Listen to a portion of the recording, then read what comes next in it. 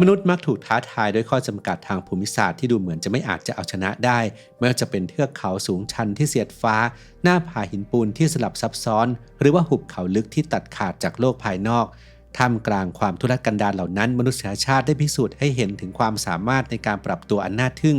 ผ่านการผสานวิศวกรรมพื้นถิ่นเข้ากับความเชื่อและวิถีชีวิตก่อเกิดเป็นสถาปัตยกรรมและระบบนิเวศการอยู่อาศัยที่ไม่เพียงแต่เอาตัวรอดได้แต่ว่ายังหยั่งรากลึกจนกลายเป็นอัตลักษณ์ทางวัฒนธรรมที่ทรงคุณค่าคลิปนี้จะพาทุกคนไปค้นหาคำตอบครับว่ามนุษย์เรานั้นสามารถอยู่ร่วมกับความท้าทายขั้นสุดยอดของโลกใบนี้ได้อย่างไรใน6วิถีชีวิตที่เติบโตได้ในภูมิประเทศสุดโหดครับสมองของเรามีน้ำหนักเพียงแค่ประมาณ 2% ของร่างกายแต่กลับใช้พลังงานมากถึง 20% ต่อวันแสดงให้เห็นว่าสมองคืออวัยวะที่ต้องทำงานหนักอยู่ตลอดเวลาการดูแลสมองจึงเป็นสิ่งสำคัญที่ไม่ควรมองข้าม Clarity Omega 3 Norway Daily น้ำมันปลาบริสุทธิ์ระดับพรีเมียมที่คิดค้นสูตรและผลิตจากประเทศนอร์เวย์ถือเป็นอีกหนึ่งทางเลือกคุณภาพเพื่อการดูแลสมองของคุณศึกษารายละเอียดและสั่งซื้อได้ที่ clarity.asia/abdul-story หรือคลิกลิงก์ใต้คลิปได้เลยครับ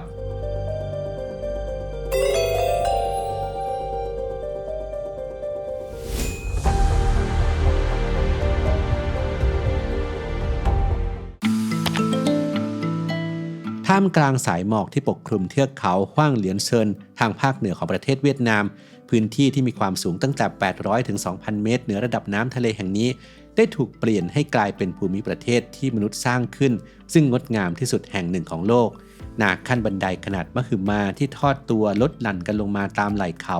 ครอบคลุมพื้นที่กว่า 62,500 ไร่เป็นจุดหมายปลายทางที่สวยงามตระการตาและเป็นมรดกทางวิศวกรรมการเกษตรที่สะท้อนถึงการดิ้นรนและภูมิปัญญาของกลุ่มชาติพันธุ์ต่างๆที่ตั้งถิ่นฐานอยู่ที่นี่มานานหลายศตวรรษโครงสร้างคันนาขั้นบันไดบางส่วนในซาปาแสดงถึงความยั่งยืนของเทคโนโลยีเกษตรกรรมที่สืบทอดกันมานับพันปีความซับซ้อนที่น่าสนใจที่สุดของระบบนี้คือการจัดการน้ำแบบพึ่งพาแรงโน้มถ่วงธรรมชาติโดยปราศจากการใช้เครื่องสูบน้ำสมัยใหม่กลุ่มชาติพันธุ์อย่างชาวม้งดำชาวเย้าแดงชาวไทยและชาวย้ายได้ร่วมกันออกแบบทางน้ำที่ลัดเลาะเลี้ยวไปตามความลาดชันใช้รางไม้ไผ่และคลองดินเหนียวในการผันน้ำจากทานน้ำแข็งลงสู่แปลงนาแต่ละขั้นอย่างเป็นระบบวัฏจักรของซาปาเริ่มต้นขึ้นในฤดูเทน้ำช่วงเดือนเมษายนถึงพฤษภาคมผืนนาจะถูกเติมเต็มด้วยน้ำจนกลายเป็นกระจกบานยักษ์ที่สะท้อนแผ่นฟ้าก่อนจะเปลี่ยนเป็นสีเขียวขจีในฤดูร้อนและปิดท้ายด้วยฤดูเก็บเกี่ยวสีทองในช่วงเดือนกันยายนการทำเกษตรกรรมที่นี่เป็นสายใยที่เชื่อมโยงมนุษย์เข้ากับธรรมชาติอย่างแนบแน่นปัจจุบันชาติพันธุ์ต่างๆในซาปาได้ปรับตัวโดยการนำเสนอวัฒนธรรมท้องถิ่นเช่นการทำยาสมุนไพรของชาวเย้าแดงและงานผ้าเขียนเทียนของชาวม้งดำซึ่งช่วยสร้างรายได้พร้อมๆกับการปกป้องมรดกทางภูมิปัญญาเอาไว้พื้นที่นาขั้นบันไดของซาปาในภูมิภาคนี้ได้รับการพิจารณาและขึ้นทะเบียนเป็นมรดกแห่งชาติของประเทศเวียดนามในปี 2013 เพื่อการอนุรักษ์พื้นที่เกษตรกรรมทางประวัติศาสตร์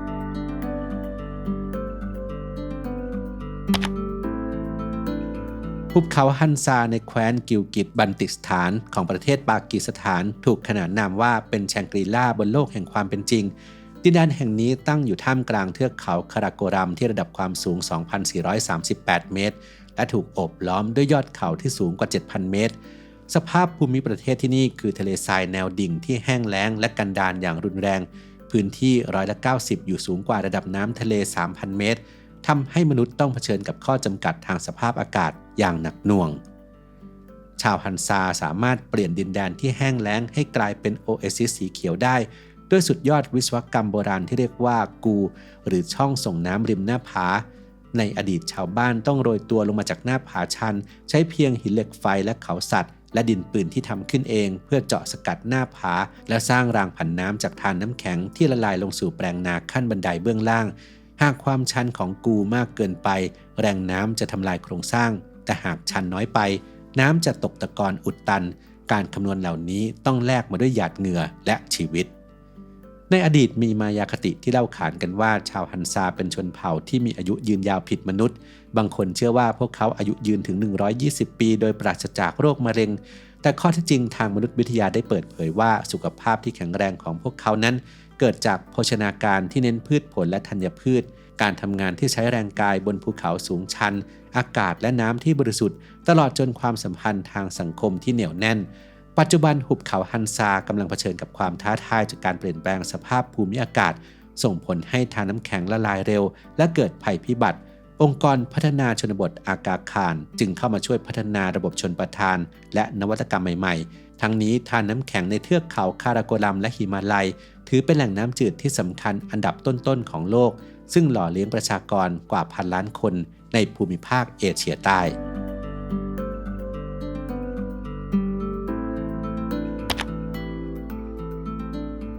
โรซินญาชุมชนแออัดหรือฟาวิลาที่มีขนาดใหญ่และหนาแน่นที่สุดของมหานครริโอเดจาเนโรประเทศบราซิล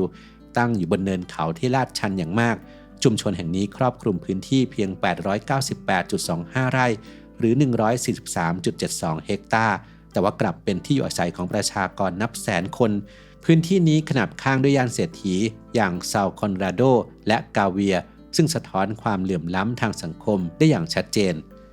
เนื่องจากไม่มีพื้นที่ราบให้ขยายตัวชาวโรซินญาจึงต้องใช้สถาปัตยกรรมนอกระบบแนวตั้งในการสร้างที่อยู่อาศัยบ้านเรือนที่ก่อด้วยอิฐและคอนกรีตถูกต่อเติมซ้อนทับกันขึ้นไปเรื่อยๆตามไหล่เขา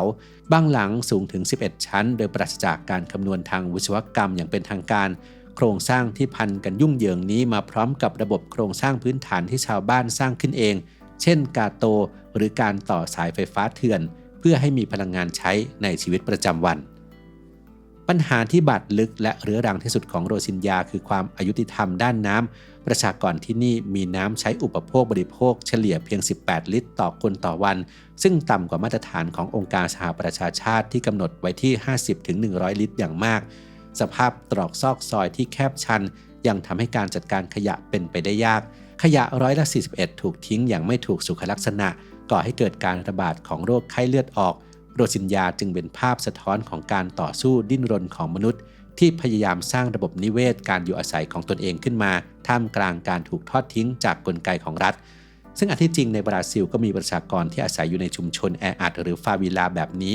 มากกว่า11 ล้านคนทั่วประเทศซึ่งสะท้อนให้เห็นถึงปัญหาความเหลื่อมล้ำเชิงโครงสร้างที่ฝังรากลึกในสังคมอเมริกาใต้มาอย่างยาวนาน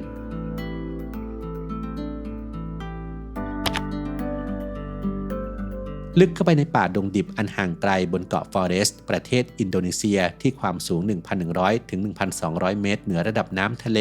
ที่นี่คือที่ตั้งของหมู่บ้านดั้งเดิมชาวมังการายที่ชื่อว่าแวเรโบหรือที่รู้จักกันในนามหมู่บ้านเหนือเมฆชุมชนแห่งนี้ถูกตัดขาดจากโลกภายนอกไม่มีถนนตัดผ่านการเข้าถึงต้องอาศัยการเดินเท้าผ่านป่าฝนและเส้นทางภูเขาชันกว่า 6 กิโลเมตรจากหมู่บ้านเดงเกความโดดเด่นที่ทำให้แวเรโบกลายเป็นมรดกโลกหรือสถาปัตยกรรมบ้านทรงกรวยสูง7 หลังที่เรียกว่ามาบารุเนียงบ้านเหล่านี้มีความสูงถึง15 เมตรสร้างขึ้นจากวัสดุธรรมชาติทั้งหมดโดยใช้ไม้วอลล็อกเป็นเสาแกนกลางวิศวกรรมพื้นถิ่นในการต่อต้านพายุไต้ฝุ่นและแผ่นดินไหวอาศัยจุดเชื่อมต่อแบบพินจอยทำให้โครงสร้างหลังคาสามารถขยับตัวและยืดหยุ่นได้เมื่อเผชิญกับลมพายุโดยไม่ทำลายโครงสร้างหลักมาบารุนเนียงแต่ละหลังเป็นศูนย์รวมจิตวิญญาณภายในแบ่งออกเป็น5ชั้นชั้นล่างสุดสำหรับครอบครัวขยายอาศัยร่วมกันชั้นถัดมาสำหรับใช้เก็บของใช้และเสบียงโดยเฉพาะกาแฟซึ่งเป็นรายได้หลักชั้นที่4สำหรับเก็บเมล็ดพันธุ์และชั้นบนสุดเป็นพื้นที่ศักดิ์สิทธิ์สำหรับบูชาบรรพบุรุษแม้รัฐบาลอินโดนีเซียจะเคยพยายามบังคับให้ชาวเขาอพยพลงสู่ที่ราบแต่แวเรโบกลับหยัดยืนรักษาเอกลักษณ์ไว้ได้จนได้รับรางวัลด้านการอนุรักษ์จากยูเนสโกในปี 2012 ปัจจุบันการท่องเที่ยวเชิงนิเวศช่วยให้ชุมชนมีรายได้และส่งทอดความรู้นี้สู่คนรุ่นหลังต่อไป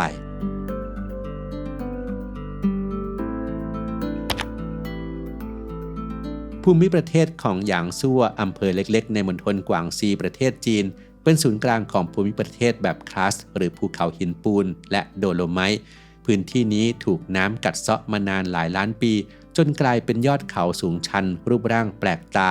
ทอดตัวขนาบข้างแม่น้ำลี่อันงดงามภายใต้ความงามที่ดึงดูดนักท่องเที่ยวนับล้านซ่อนไว้ซึ่งความเปราะบางทางนิเวศวิทยาขั้นสุดยอด ชั้นดินที่นี่บางและขาดความต่อเนื่องเมื่อฝนตกหนักน้ำผิวดินจะถูกดูดกลืนลงสู่ระบบถ้ำและแม่น้ำใต้ดินอย่างรวดเร็วส่งผลให้พื้นที่นี้เผชิญทั้งภาวะภัยแล้งจัดในหน้าแล้งและอุทกภัยจากน้ำใต้ดินทะลักในฤดูมรสุมความลาดชันยังทำให้เกิดการพังทลายของหน้าดินหรือที่เรียกว่าการแปรสภาพดินเป็นทะเลทรายหินปูนครอบคลุมพื้นที่เกือบ20%ของอาณาเขตทั้งหมดทำให้การทำเกษตรกรรมเต็มไปด้วยอุปสรรคชาวหยางซั่วผูกพันอยู่กับตำนานและเรื่องเล่าทางจิตวิญญาณเพื่ออธิบายปรากฏการณ์ที่ตนไม่อาจควบคุมเช่นยอดเขาดวงจันทร์ที่มีรูโหว่ขนาดใหญ่คล้ายจันทร์เสี้ยวซึ่งชาวบ้านเชื่อว่าเกิดจากคมดาบสวรรค์ตวัดฟันพวกเขามักหลีกเลี่ยงการเข้าใกล้ในยามวิกาลเพราะเชื่อว่าเสียงลมที่ลอดผ่านถ้ำคือเสียงร้องของวิญญาณเร่ร่อน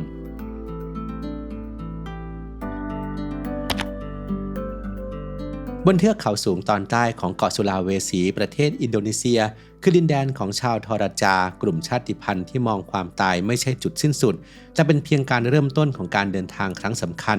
วิถีชีวิตของพวกเขาผูกพันกับลัทธิความเชื่อดั้งเดิมที่เรียกว่าอาลุกโตโดโลหรือวิถีแห่งบรรพบุรุษใจกลางของระบบสังคมทอราจาคือสถาปัตยกรรมตรงโคนนันบ้านประเพณีที่มีหลังคาโค้งงอนคล้ายรูปทรงเรือเพื่อระลึกถึงบรรพบุรุษที่ล่องเรือข้ามทะเลมาตั้งถิ่นฐานบ้านทุกหลังต้องหันหน้าไปทางทิศเหนือซึ่งเป็นทิศแห่งผู้สร้างส่วนร่างของสมาชิกในครอบครัวที่เสียชีวิตจะถูกเก็บรักษาไว้ทางทิศใต้ของบ้านเป็นเวลาหลายเดือนหรือหลายปีก่อนจะจัดพิธีศพในระหว่างนั้นผู้ตายจะถูกปฏิบัติราวกับเป็นเพียงผู้ป่วยที่ยังมีชีวิตอยู่พิธีศพของชาวทอราจาหรือพิธีศพแรมบูโซโลเป็นงานที่ยิ่งใหญ่และซับซ้อนที่สุดพวกเขาใช้เวลาทั้งชีวิตเพื่อสะสมทุนทรัพย์สำหรับการจัดงานศพโดยเฉพาะการเตรียมควายเผือกศักดิ์สิทธิ์ที่อาจจะมีมูลค่าสูงถึงตัวละ 66,000 ดอลลาร์สหรัฐหรือกว่า2 ล้านบาทเพื่อนำมาเป็นสัตว์พลีชีพนำทางวิญญาณผู้ตายการเชือดควายและหมูนับ10 ตัวคือกลไกการกระจายโปรตีนไปสู่สมาชิกทุกคนในชุมชนทว่าในขณะเดียวกันก็สร้างหนี้สินทางประเพณีที่ผูกมัดทายาทรุ่นหลังอย่างหลีกเลี่ยงไม่ได้ชาวทอราจายังมีประเพณีเกี่ยวกับการฝังศพทารกที่ฟันน้ำนมยังไม่ขึ้นในหมู่บ้านคัมบีราโดยพวกเขาจะเจาะลำต้นของต้นตาร่าแล้วนำร่างของทารกเข้าไปบรรจุไว้ภายในอย่างไม้สีขาวของต้นตาร่าเปรียบเสมือนน้ำนมแม่ที่คอยหล่อเลี้ยงและโอบกอดทารกบริสุทธิ์นั้นให้กลับคืนสู่อ้อมกอดของธรรมชาติและเติบโตไปพร้อมกับต้นไม้ปัจจุบันนวัตกรรมทางวิศวกรรมและเทคโนโลยีสมัยใหม่กำลังถูกนำมาประยุกต์ใช้เพื่อช่วยรักษาพื้นที่ทางภูมิศาสตร์และมรดกทางวัฒนธรรมที่มีความเปราะบางเหล่านี้ไม่ว่าจะเป็นการใช้ภาพถ่ายดาวเทียมเพื่อตรวจสอบการเปลี่ยนแปลงของชั้นดินหรือการใช้โดรนเพื่อสำรวจความสมบูรณ์ของโครงสร้างสถาปัตยกรรมเทคโนโลยีเหล่านี้กำลังกลายเป็นเครื่องมือสำคัญในการอนุรักษ์มรดกของมนุษยชาติให้อยู่รอดต่อไปท่ามกลางการเปลี่ยนแปลงสภาพภูมิอากาศโลก